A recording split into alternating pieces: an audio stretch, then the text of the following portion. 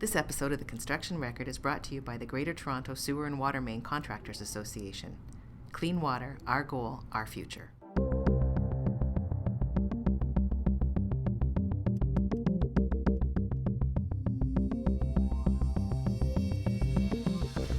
Hello and welcome to episode 91 of The Construction Record. I'm Journal of Commerce Digital Media Editor Warren Frey, and with me is...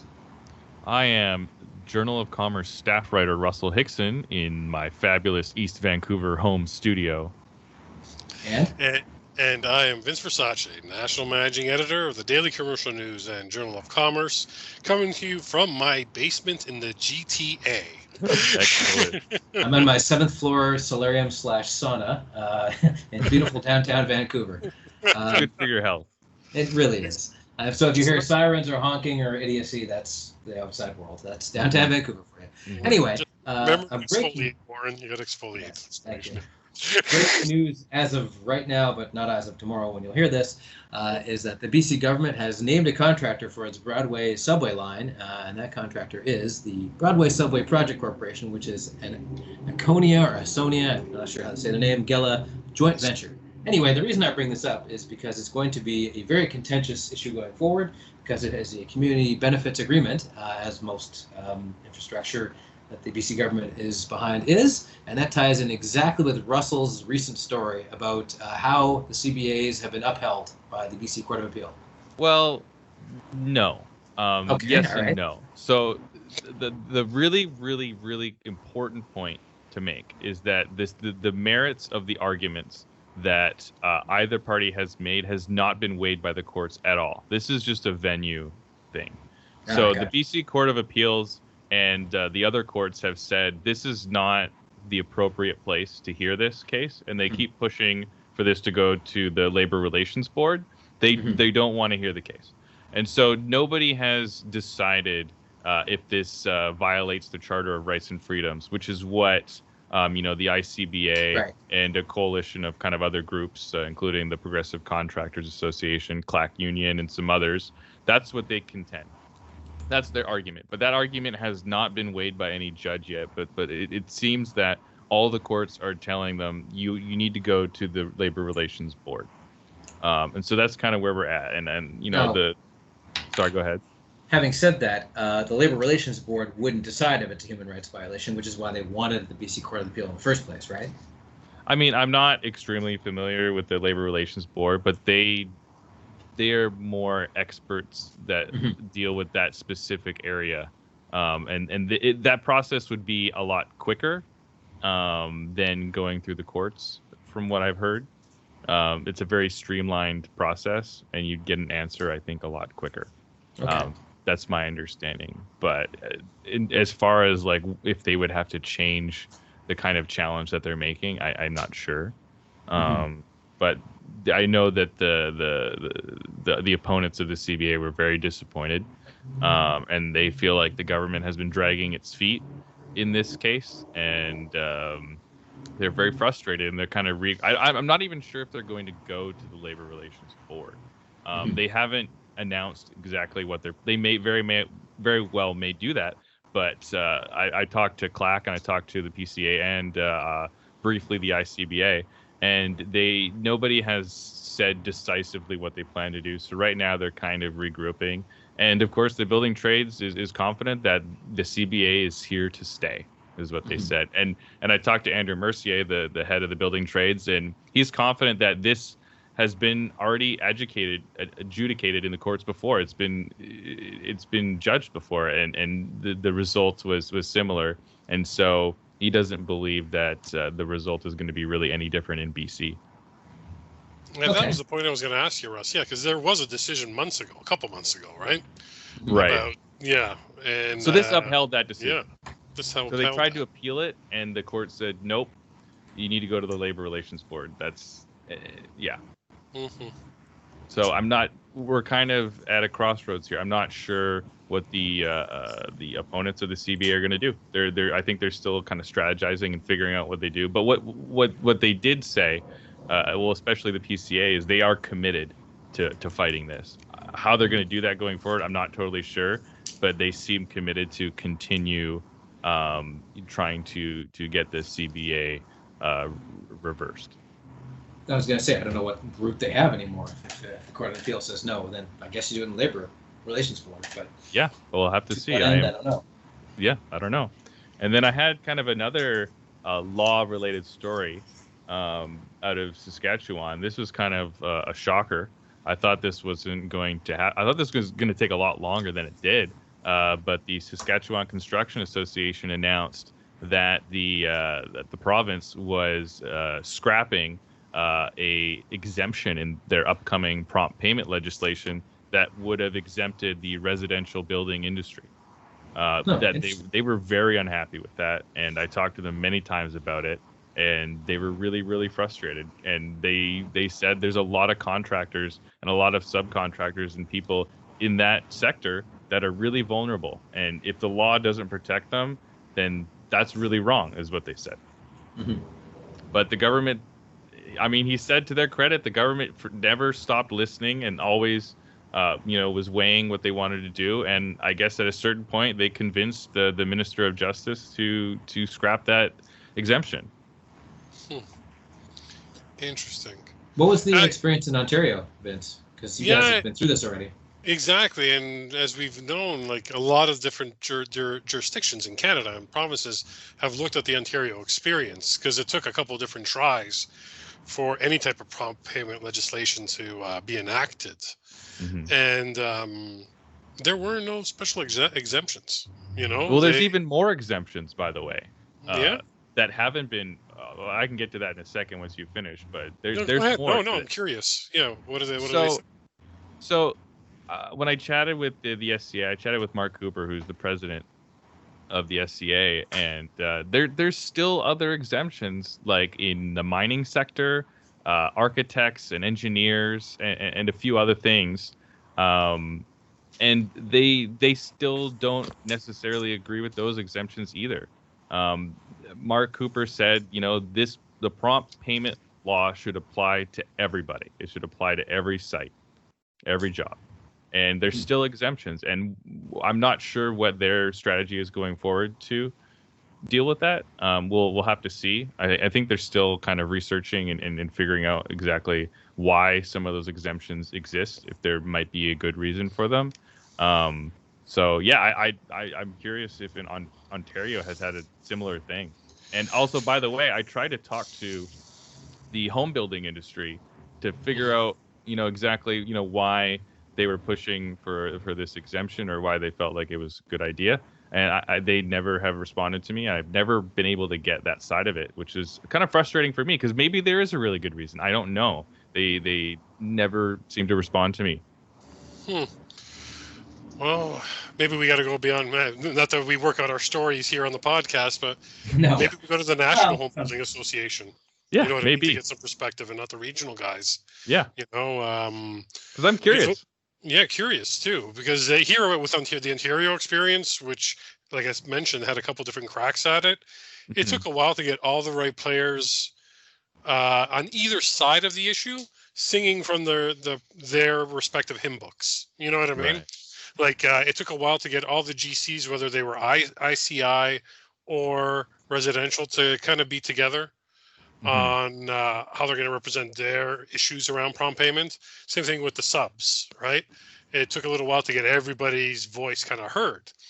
And what we found is by the second crack into the third attempt at it, it was impressive from a reporting point of view to watch both sides coalesce properly, and understanding that the discussion they had to have was not about exemptions and special treatment. It was about making sure everybody in the chain got paid. Because you had GCs worried about, we're not going to bankroll these projects, right? Like, I mean, we need to get paid too. And you got subs and suppliers and the guys that get in early on a project who weren't getting paid for like 120 days, right, when they were done. And it took a couple of different attempts at it. But the one thing was, there wasn't ever really much of a play for exemptions, on it. It was a different kind of look at it. So that's an interesting development. Be curious to hear what the residential guys have to say in Saskatchewan. If you're hearing us, give Russell a call. I would love to chat with you. Maybe they didn't have the same experience in their consultation process like Ontario did. Maybe they, for whatever reason, they weren't satisfied with it. I don't know. I really would like to find out. So yeah, give me a call, guys and gals. Give me a call. I'll tell you, it's the it's the one issue though. It's a global issue. It's a North American issue, like because there's different legislation in the states too that kind of ensures payment on projects. And well, BC just came out with their budget, and one of their sorry, let me rephrase that. They didn't come. They came out with their recommendations for kind of their budget consultation process, and one of the things that they're recommending is that BC takes a look at prompt payment legislation. So we're still in the early stages in BC. There's nothing like totally worked out yet, but it's something that the industry, the BC Construction Association and I think the Electrical Contracting Association or union or whatever that is, they've been pushing that hard on the province for a while now, and it's part of the official budget consultation document that was released about a week or so ago. So the government knows this is something that some of the major construction advocates are interested in, but I'm sure at some point in BC we'll be chatting about it more. Oh, for sure. I mean, like even at the federal level, you have prompt payment on federal projects enacted as well. Ontario is a pretty big, diverse construction market, and it sorted itself out. So that's why, not because I'm here, that's why it's kind of been held up, because it was one of the more complicated construction markets that was able to enact this finally. So you'll be curious to see, because BC has different driving forces. It's made up a little differently than it is here. It's a lot more open shop, a lot more, ICBA strength in the market, size-wise, and be curious to see how that plays out. Right on. Yeah. And I'll say it again, Saskatchewan, call Russ.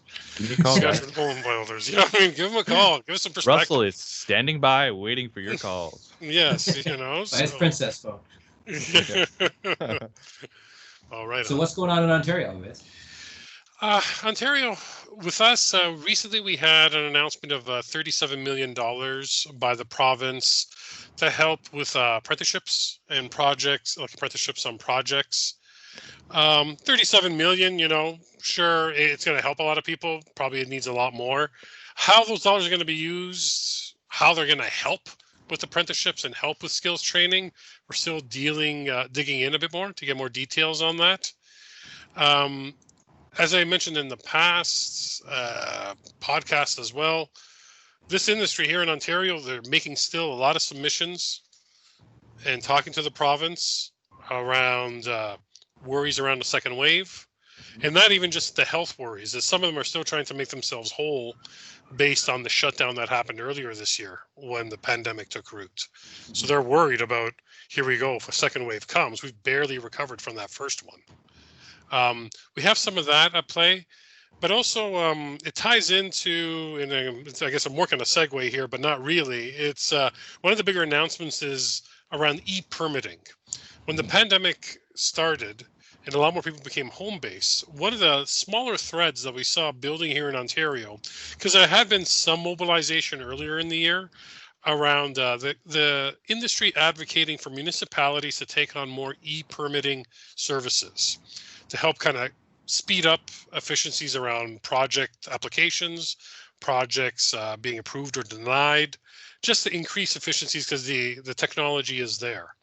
So then with the pandemic, at first, nobody jumped on that, piggybacking on the pandemic as a reason to move that discussion along.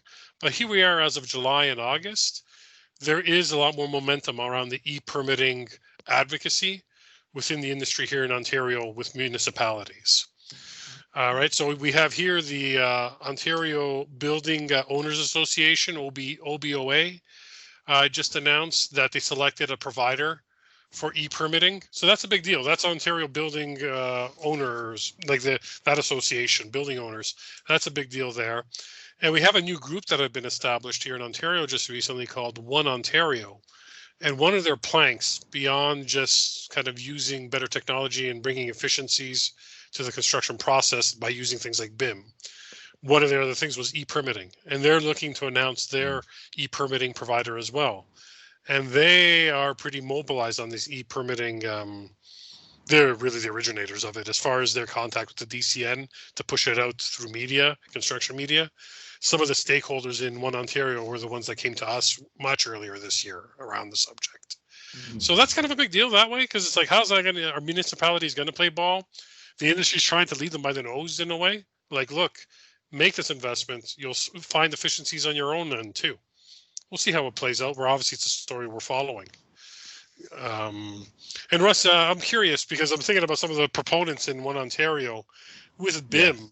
You kind of had some BIM discussions kind of going on out your way, correct? Well, yeah, I mean, I do Yeah. have a story brewing that I'm trying to get going right now. I'm just kind of working out scheduling, but I saw something the other day out of the UK where the like the CEO of Revit or BIM is in this dispute, or there's a huge thing around the cost of and support for some of these programs, and it's just getting so high that architects were very unhappy, and they all banded together, a bunch of them, and wrote this open letter, and then Revit released this letter from their CEO explaining like why they have the costs and how it works, and so there's kind of some controversy there, and so I was curious if there's similar issues in Canada, and it seems like there might be, and so I'm hoping to dig more into that and get some answers on what's going on around that.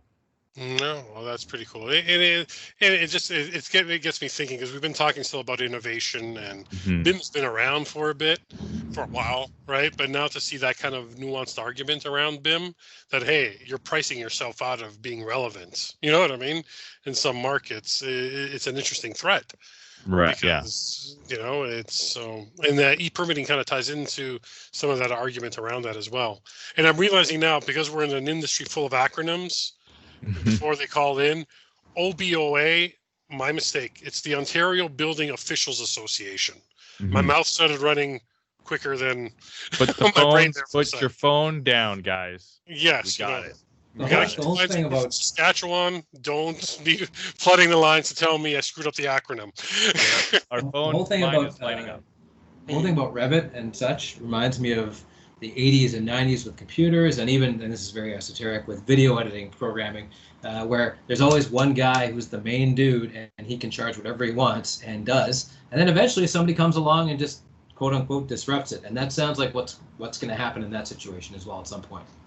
Yeah, well, I'm guessing the big frustration is it's not something that you can just choose not to use anymore. True. I think for a lot of major architecture firms and a lot of major architects, you can't just decide, oh, I'd rather not use this technology, because it's not like cutting edge technology anymore. It's like becoming more industry standard that you do this. So I think that's probably, maybe where the frustration's coming from. For sure. And so with technology, I'd be remiss not to plug our last special podcast that we had that came out at the end of August, the Industry Innovations podcast. We created with a theme-specific podcast that just explored the idea of innovation in construction, especially around this time of COVID during the pandemic and post-pandemic. Where does innovation sit? You know what I mean? Is this the opportunity now? And so I want to just thank again the participants who participated in that, and the feedback we've been getting off that podcast since it came out last week has been really positive. People asking for more of it or offering themselves up. So I already had lined up people to talk to for a second. We may actually have to have 3 podcasts on it, and maybe pick up different threads. You know what Breaking. I mean? You heard it here first, live on the Construction Record podcast. There you go. We're doing more podcasts. We're doing more podcasts. Correct. Yeah. And the theme-specific podcasts are interesting, and that's where the feature interview for this podcast comes from. Besides us looking at innovation in construction, one of the other things that COVID's really brought to the forefront is how do you lead in a pandemic? As a company, this is something we've been dealing with. How do we look after our staff? How do we lead our staff? How do you communicate better? We've seen the struggle on sites at the beginning of the pandemic. Like, how do you keep these work sites safe from an OH&S point of view during a pandemic? But part and parcel of that is leadership, and how do you lead? How do you institute these changes if you don't have the inherent trust or culture? So that was kind of the thinking behind, okay, we're going to come up with a a podcast specific to leadership and construction during a pandemic. And one of the people I wanted to talk to for that podcast is Janice Quigg. She's going to be coming up just after we transition from our part here in the podcast. Janice is counsel for the Dependable Group of Companies here in Ontario. Recently, she was picked as one of the top 100 Canadian business execs. Janice had written a series of columns for us just a couple of years ago around leadership and construction. So I thought, you know what, it was a good time to touch base with her again about leadership during and after COVID.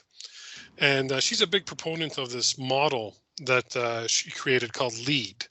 And so L stands for lead with heart. E stands for excel at conflict resolution. A stands for add value to your people. D stands for develop trust. So we kind of explored the idea of leadership during a pandemic on those 4 pillars. I think there was some interesting insight there. We're going to explore it a bit further, the concept with other people as well. And I think that's all I have for now. And we can transfer to Janice. Anyone have anything else? Nope. Without any further ado, here's Janice Quigg. This feature interview is brought to you by the Ontario Sewer and Water Main Construction Association, Ontario's champion for sustainable and safe water and sewer infrastructure. Hello, everyone. Vince Versace here, National Managing Editor of the Daily Commercial News and Journal of Commerce, joining you again today. Joining me for the feature interview on this podcast is Janice Quigg. Janice is counsel for the Dependable Group of Companies, and most recently, she was featured in the Top 100 Canadian Professionals magazine. Janice is a construction lawyer with over 20 years of experience, corporate trainer, a Harvard-educated mediator and coach, and she has a lot to say on this one topic that we're going to explore, which is construction leadership in the current COVID era and once we get past the COVID era, whenever that may be. Janice, thank you for joining us today. Thanks for having me, Vince. I'm really excited about speaking with you today. For sure. You've collaborated with us before, our publications. Yeah, you had submitted a multi-part series once on leadership and construction we had talked about. And, from afar, I've watched you kind of working away in your career. And I know with one of the things that you really, you have a leadership model that you've talked about in the past, LEAD, it's called.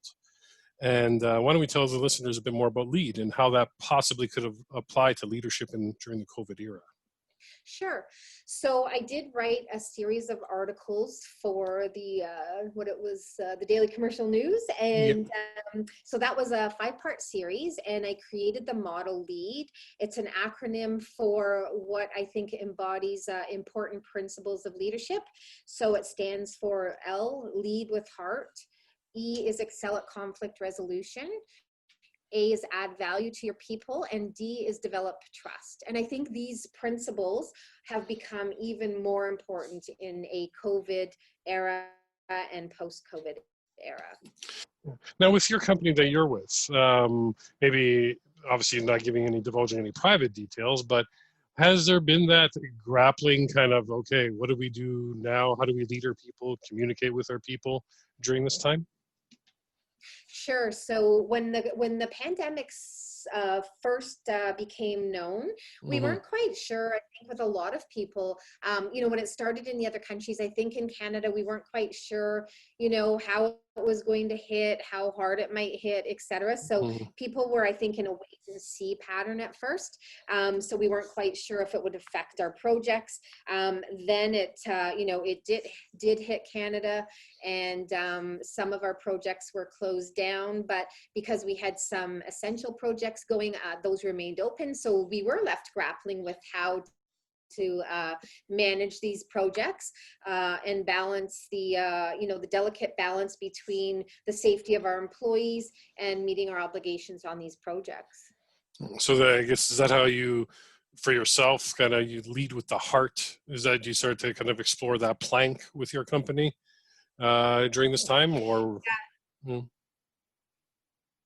Yes, I think these principles apply regardless of the climate you're working in. But in a climate where you have a pandemic and a crisis, I think they apply even more so. So, for example, the first letter in the model, lead with heart. I think it's really important to have construction leaders leading with compassion, transparency, and authenticity. And Mm-hmm. you know, when people are uncertain of what's going on, they need to feel as though the leader cares about them, that the leader is, you know, watching out for their interests as well as the company's interests, and that they're being very transparent about what's going on, because people get nervous about, you know, the uncertainties of COVID. So if you look at, for example, and I don't really talk politics, but I think it's just a good example of leadership in the COVID era. So Doug Ford, his popularity before COVID hit was at about 31%. And within weeks of COVID hitting Canada and Ontario, his popularity soared to the polls say 74%. And so people were looking at how his appeal and approval soared so quickly in the pandemic. And it was because he was going online, and he was being very compassionate about what people were going through, their concerns, their worries, and being very transparent about what was happening and what the plan was going forward to manage it. And so you can see that, you know, in terms of leadership, he really became seen by, you know, a majority of people in Ontario as, you know, a leader with heart, really. Well, I agree. I know from the feedback we were hearing from some stakeholders, predominantly most of the industry that we were involved with, I can probably categorically say we're Doug Ford supporters, but the few that weren't, they were singing the same tune that lines up with what you're saying around those poll numbers, even amongst my friends and family, you know, especially like educators, teachers, you know, before the current controversy right now about how to go back to school. But leading into the pandemic, you know, there was some pretty rocky roads between the teachers and Doug Ford and his cabinet. But the way he led, like you're saying, it won some people over. Like, okay, this guy, it's there, right? His heart is there. Yeah, that's right. And as you say, people that were not necessarily supporters of him, when they saw the way that he dealt with and is still dealing with the pandemic, they didn't necessarily change their political views, but a lot of people changed their views on him as a leader. And I would say that in the construction industry, you know, we're used to dealing with, you know, hard hats, not Valentine hearts, and so I always kind of laugh about that. But we're really not talking about, you know, like fuzzy, like red hearts. So when we say lead with heart, we're really talking about leading with, you know, leadership, where you show people that you really care about what's going on with their lives. You know, you find out a little bit about themselves, their families, and people that feel cared about, they're more productive and more engaged in the company, and it shows in terms of profitability on the NASDAQ. So it's not really like soft, you know, soft fuzziness. It's really good business at the end of the day. So how does a leader in construction do that now, considering the pressures? Because there are stresses, right? Getting projects done, keeping employees safe on sites, keeping supervisors safe in making sure employees are safe on sites. Some of that leading with heart, does that tie into a couple of the other planks then? Like you say excel at conflict resolution, but that's tied into that too, right? That kind of transparency and better communication. That's right. So leading with heart is also being a good listener. The best leaders, I think, in my view, are the best listeners. And so you have to listen to, you know, the concerns of your employees so that you can manage those concerns and take them into consideration. And that does lead into excel at conflict resolution, because a lot of people, when you think of conflict, the majority of people think of conflict in a negative fashion, and I think a lot of times it conjures up feelings of you know, like fighting and arguing and being in conflict. But conflict can be a real catalyst for change and innovation. I'm actually speaking on a conference sponsored by the Australian government on that, how conflict is a real catalyst for, you know, innovation. And so it's not not necessarily a negative in a lot of ways, and there's a lot lot of different methods. There's 5 main methods of resolving conflict. So conflict can be redefined as 2 or more people having differing interests. So if you look at COVID, for example, and the construction industry, construction is always multi-party, right? You'll have the owner, the general contractor, the subcontractors, and the suppliers in most projects, and architects, designers, etc. So you have a number of parties that have one main goal is to get the project done on time and within budget. However, COVID threw a real wrench into that. And so projects are looking at cost overruns, they're looking at delays, they're looking at, staff shortages because people were afraid to come to work, especially if they had elderly people at home. So you've got these opposing interests of getting the project done and keeping people safe. And during COVID, people sometimes felt like those 2 things could not go hand to hand. So one of the methods of resolving that conflict, that differing of interests, is collaboration. And collaboration is the one method of resolving conflict, which the best companies like Apple, Google, when they're resolving major issues or coming up with the most innovative products, they use collaboration.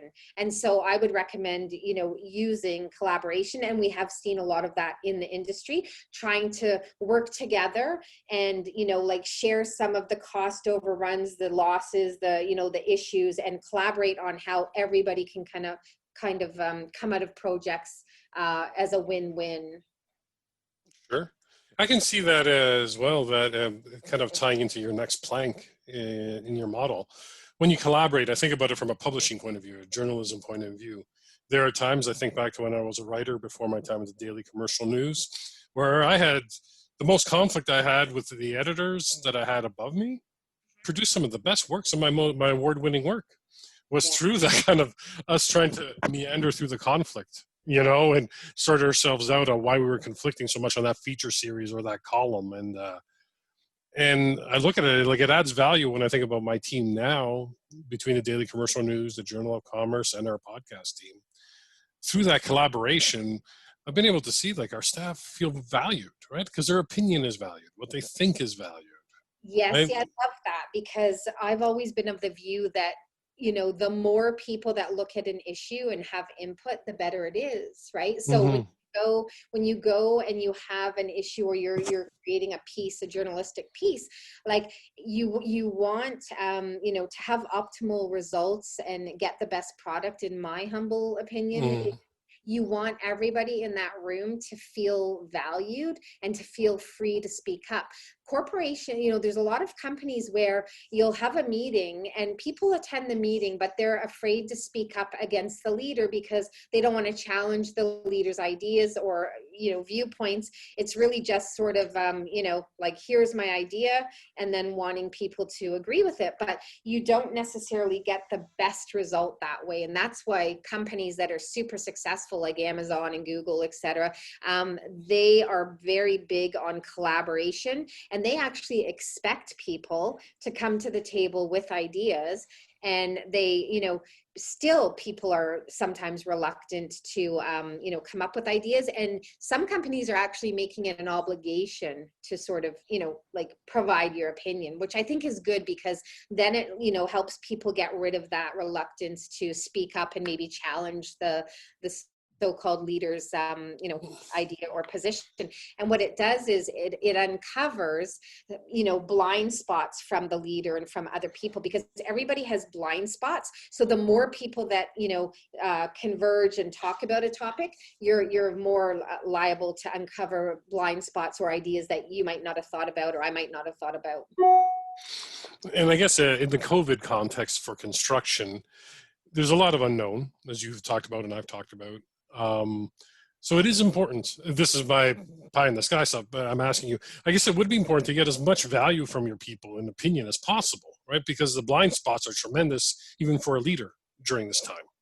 Oh, absolutely. And if you think about it, I think sometimes companies make the mistake of forgetting that often the C-suite, the executives, the leaders, are very much removed from the front line. And in my view, you get so much more data and helpful information from the people that are working the front lines. You know, even in a pizza shop, like if you want to know how a new product is going over with people, ask the cashier, ask the person serving, you know, the pizza, because they're dealing with the customers, and the customer feedback, especially as you know, and I know in this, you know, social media world, feedback is, you know, the breakfast of champions, and people want feedback. You know, the big companies roll out products and ideas and, you know, in beta form because they want that feedback. So people that are working on your projects, you know, you want that intel from your people that are right on the front lines, because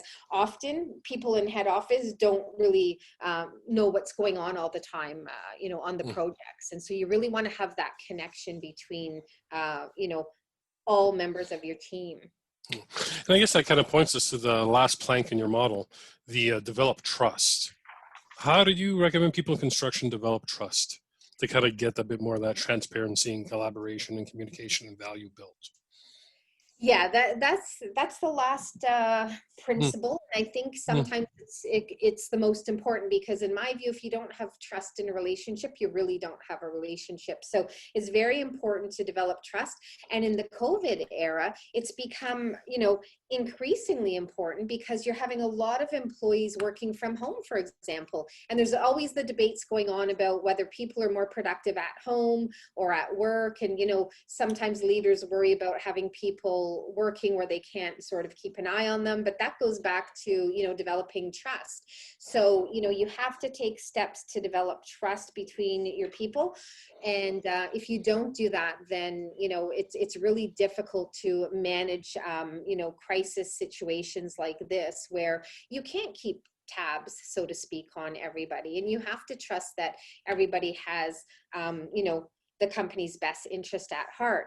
And the research does show that people are generally more productive at home, but or they can be as productive at home, but they're only as productive at home if they feel engaged in terms of the workplace. And that goes back to, you know, all four principles. To have people feeling engaged at the workplace and, you know, to the company, you have to really employ all of the principles of LEAD to create a really highly engaged, enthusiastic and motivated workforce and workplace culture. So if you do that, then you don't really have to worry about the trust factor. And it's very interesting, because the other issue is, in terms of trust, if people are managing with fear, if people are managing, you know, from a control point of view, or if they manage by, you know, instilling fear in their employees, then neurologically, people actually don't function at their best, because they start operating from their primal brain called the amygdala. So if you lead and manage by creating a workforce that feels inspired and encouraged by you as a leader, then they actually operate from their executive brain. And that's where all the best decision making and judgment calls come from. So you can see that if you develop trust and manage in a certain positive way, that, you know, you'll actually get the best work and productivity and ideas from your staff, because they'll be operating optimally, you know, from a neurological point of view. Yeah, that is key too. Like I think back, I'm providing context I think about construction and how my dad used to run his crews. And I think about myself in my journalism career, the changes that I've seen from the first newsrooms that I was in, and even at my dad's first cruise, there was a bit of that, you know, rule with fear, right?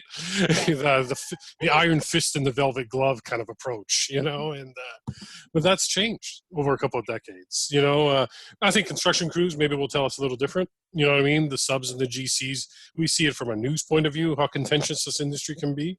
Yes. But you also, from a news point of view, we're lucky enough to see some of the companies that get it right as far as building culture, building trust, and building value in their people. It's evident which ones they are by the success that they have. That's right.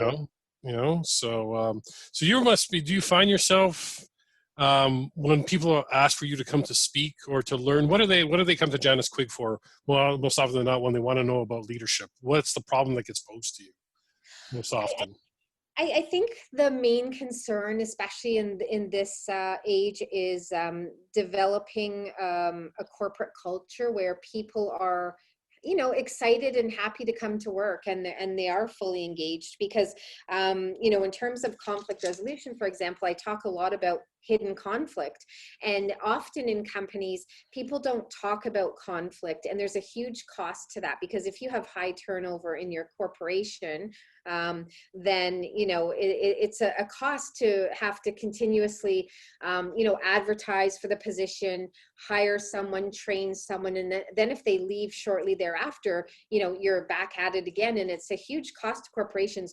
Conflict is one of the the largest costs of corporations. It's in the States is like billions of dollars actually. So it's it's really important for companies that want to succeed to create a workforce where people are happy and engaged and feel valued. At the end of the day, once people satisfy their financial obligations and they feel like they have, they have enough money to support themselves and their families, the most important thing next is feeling acknowledged and appreciated.